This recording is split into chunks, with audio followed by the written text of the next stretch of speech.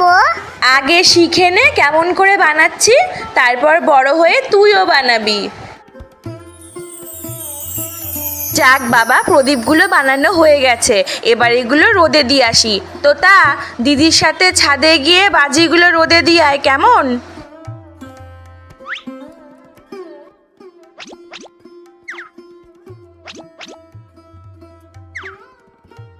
এটা কি?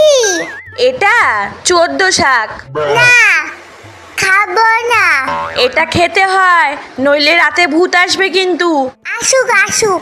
তখন কিন্তু আমাকে ডাকবি না। ঠিক আছে।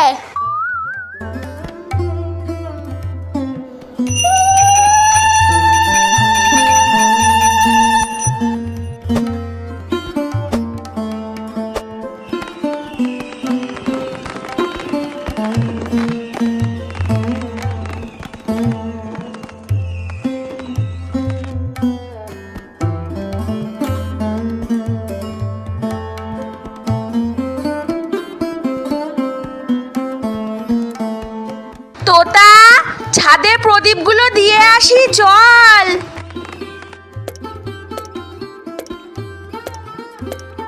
ওমা, আজকে ছোট প্রদীপ কেন ধরায়?